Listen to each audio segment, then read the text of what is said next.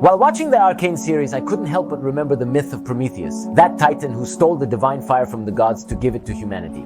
But Jason, this story is a kind of Prometheus. See it this way. That mythological fire that Prometheus gave us symbolizes technology, and that's why we can see it as a symbol of progress, but also as something that eventually was used as an instrument of destruction. Similarly, the Hextech technology that Jason and Victor developed brought great benefits to Piltover, but at one point it was also used for war purposes, which in an alternate future ended up consuming everything. Prometheus and Jayce had good intentions when they brought the symbolic fire.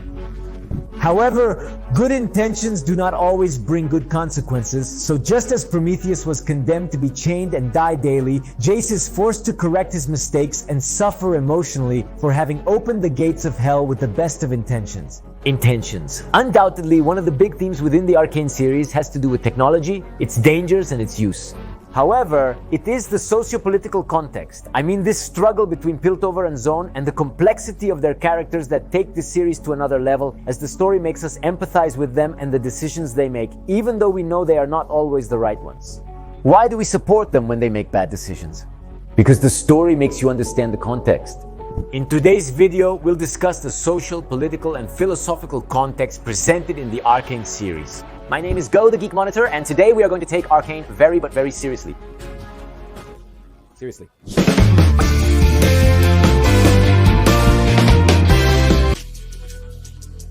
Let's talk about the topics that were seen in the Arcane series. I don't play League of Legends and I'm unfamiliar with its lore. If you have any additional information from the video games that complements what I've presented, please share it in the comments for everyone to read. Let's begin by analyzing the social context. Piltover and Zaun are two sides of the same coin. Twin cities united by geography but deeply divided socially and economically. On one hand, Piltover is the so-called City of Progress, a city that functions as a commercial center and a hub of great technological innovation where many of the great scientific minds of each generation are educated in its academy. On the other hand, there is Zaun, an industrial and polluted city where people often resort to illegal trade or substance trafficking in order to survive in their day-to-day life. But I think one of the biggest differences between these two cities is the way they perceive technology, as while in Piltover technology represents that bright beacon of light that leads them towards a better tomorrow, in Zaun technology seems to be driven basically by the desire to survive in the difficult conditions they have to inhabit, where even clean air and sunlight feel scarce. The social context creates tension between the two cities. On one hand, Piltover residents believe that those from Zaun are inherently dangerous, because it is true that they commit more crimes. But the series also suggests that the inhabitants of Zaun are ignored by their government. A council of people made up entirely of Piltover families, who frequently ignore or belittle the problems of Zaun, so they have fewer opportunities to survive in a completely honest way. That's why social leaders like Silco seek independence, although not always in the best way, because they feel that Zaun's problems would be better handled by them. So something interesting that the series poses to us is that it's not that Piltover has a higher moral fiber and that's why they commit fewer crimes, but rather they have less need to commit them. In fact, there are several plot points where we see how even these great families of Piltover commit acts of corruption not out of necessity, but to be able to acquire luxury items. Each of these cities has its problems and sins. None of them is presented as completely good or bad. The social, political, and economic context makes the story about technology feel real and relevant. Could it be that there are things that are better off undiscovered? In the first episodes of Arcane, Hextech is presented to us as a technological revolution, a bridge between magic and science with which Jayce and Victor intended to improve the quality of life of the citizens. However, the story quickly shifts from innovation to a cautionary tale. As the episodes progress, we see that several people begin to see a potential for destruction in this technology, so they start using it in weapons, something that has happened in our world. Just remember that nuclear energy was also conceived as a technological marvel that would help us generate clean energy and would have beneficial applications in fields such as medicine. But its development also brought with it the threat of weapons of mass destruction. Something we saw during World War II when the United States unleashed this new power on the cities of Hiroshima and Nagasaki, and which later became a global threat as different countries began to produce and store these types of weapons.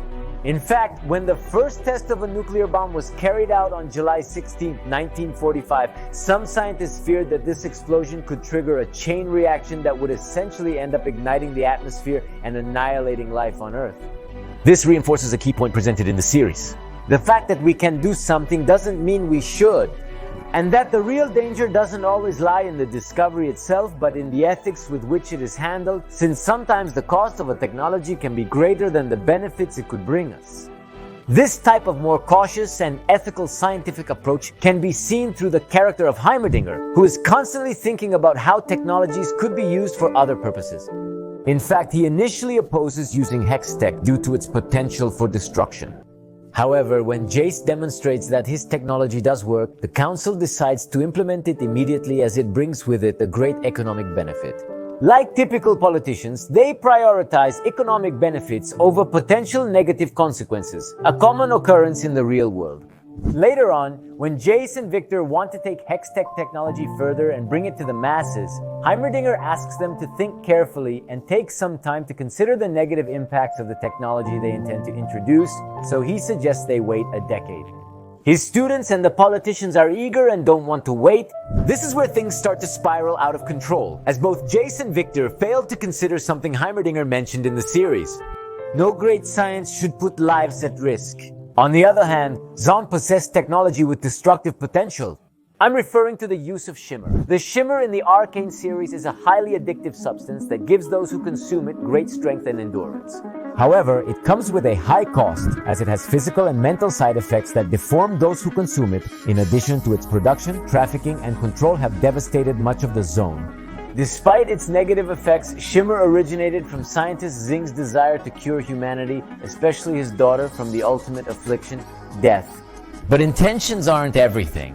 Xing is the type of scientist who believes that progress requires sacrifice, so he experimented unethically with people and living beings like Rio, an exotic animal with regenerative abilities. But how many ethical limits should we have when experimenting, even if it's for a good cause?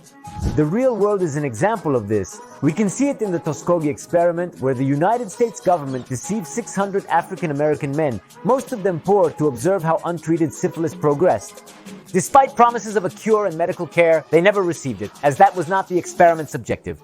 This real-life case and this element of the Arkane city certainly make us wonder if medical progress should be achieved at all costs and without considering the moral consequences. Moreover, it is the shine that makes Piltover so afraid of Zaun. So during the first season, the Council increasingly considers the possibility of using Hextech as a weapon to confront Zaun after the riots that left several enforcers dead. At one point, when the situation with the shine feels unsustainable, Jayce decides to declare war on the production of this substance. However, after just one mission, he realizes that he is not ready to deal with the consequences of war when he takes the life of a child. The interesting thing about all this is that we as viewers understand the point of view of Zaun, who are trying to survive in a world that has subjugated them for years. But we also understand why Piltover basically considers them sad. So you kind of understand in the end why each side makes such destructive decisions. At the end of the first season, war is declared by Jinx, who managed to decipher Hextech technology and launched a direct attack on the Piltover Council. However, the negative consequences of Hextech can be seen in other uses beyond war. Another very interesting character in the series is Echo, who also has this fascination with technology and science, but being part of Zaun, he ensures that his ideas serve to directly benefit his community, so he creates, along with others, a kind of sanctuary in the shadow of a large tree. Unfortunately, the leaves of this tree begin to fall, and Echo, with the help of Jayce and Heimerdinger, deduced that this degradation is due to the use of Hextech disturbing the Arcane in some way. I enjoyed this analogy as it uses magic to highlight the environmental consequences we often overlook when adopting new technologies. A current and relevant case can be found in the use of artificial intelligence and data centers, as these systems consume large amounts of energy and electricity to operate their servers. In addition, in many cases, water is required to cool them, which tells us about a consumption of millions of liters of water per year. Who regularly pays this ecological cost? It's the most marginalized towns, not the big cities. In the same way as in Arkane, the ecological impact of new technologies is often invisible to big cities, but there certainly are populations that pay this price. But my favorite chapter from the second season was undoubtedly episode 7, which is called Let's Pretend It's the First Time. Echo wakes up confused after encountering the Hextech vault, and when he opens his eyes, he seems to be in a dream where several people from his past never left. Sam seems to be thriving and the Hextech was never invented. But something about this chapter that you might not have noticed is that each of the protagonists talks to us about a different point of view when it comes to science. Jayce tried to help humanity with his Hextech technology, but quickly found himself embroiled in a political game where he had to first satisfy the economic needs and whims of some wealthy people, and eventually saw how his technology was used for war. So in this episode, we see him dealing directly with the consequences of his actions, having to survive in the ruins of what was once Piltover. Echo's scientific mind was always primarily devoted to serving his community. And we see him wake up in a world where sound celebrates technology and innovation because they are the tools that have helped the city and ordinary people to prosper. Through this alternate world, the series tells us that perhaps there are technologies that would be better not to develop. But even though Echo could have been happy here with Powder, his sense of responsibility forces him to return to his timeline. Ultimately, Jayce and Echo are pivotal in the decisive conflict, perhaps because each of them managed to catch a brief glimpse of what could have been. It's commonly said that good intentions often lead to bad outcomes. This phrase resonates deeply when watching the ARCANE series. The Hex technology from Kill Brillo arose from a desire for progress and survival, not from evil. However, each of these creations had positive and negative consequences, so the series reminds us that the impact of our decisions not only depends on our intentions, but also on the social context and the moment in which we are living. The ARCANE series raises an unsettling question. To what degree is the price of progress justifiable? Every advancement in the series and reality has an unseen cost, be it social inequality, ecological ruin, or mural conflicts. In the end, what the series tells us is that there are no easy solutions or answers, there are no black or white choices, but rather an endless array of shades of gray where good intentions are not always enough to keep us out of the shadows.